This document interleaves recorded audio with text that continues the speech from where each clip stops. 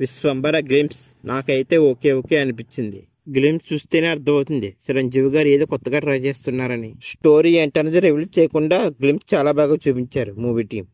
చిరంజీవి గారు ఇదే మొదటిసారి కాదు కొత్తగా ట్రై చేయడం. గతంలో అంజీ మూవీ కూడా కొత్తగా ట్రై చేశాడు, కానీ అంజీ మూవీ ఆడియన్స్ దగ్గర వచ్చేసరికి ఫ్లాప్ అయింది.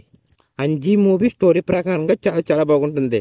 ఆ గ్రాఫిక్స్ కానీ విజువల్స్ కానీ నెక్స్ట్ లెవెల్లో ఉంటాయి. క్లైమాక్స్ సీన్ అయితే నెక్స్ట్ లెవెల్లో ఉంటుంది.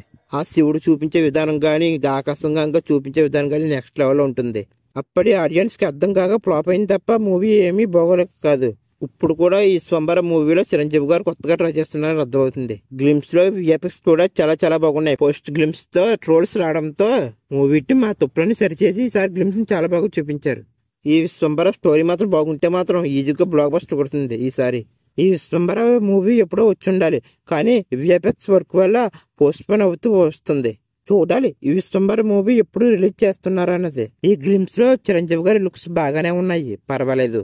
లాస్ట్ లో ఈ షార్ట్ అయితే చాలా బాగా చూపించారు, నాకైతే చాలా బాగా నచ్చింది. డైరెక్టర్ వశిష్ఠ కూడా ఈ మూవీ గురించి చాలా కష్టపడుతున్నారంట. తను తీసిన బింసారా ఎంత పెద్ద హిట్ అయిందో మనందరికి తెలిసే ఉంటుంది. ఈ విశ్వంబర మూవీ కూడా అంత పెద్ద హిట్ అవుతుందో లేదో చూడాలి. మరి చూడాలి చిరంజీవి గారు ఈ విశ్వంబర మూవీతో కంబ్యాక్ ఇస్తారో లేదో అన్నది. ఈ విశ్వంబర మూవీకి 200 కోట్ల పైగా బడ్జెట్ పెట్టారట. చాలా రోజులు మూవీ సెట్స్ పైన ఉండడం వల్ల 200 కోట్ల పైగా ఖర్చు అయిందంట ఈ మూవీకి. చూడాలి ఈ విశ్వంబర మూవీ ఎలా ఉంటుందో అని.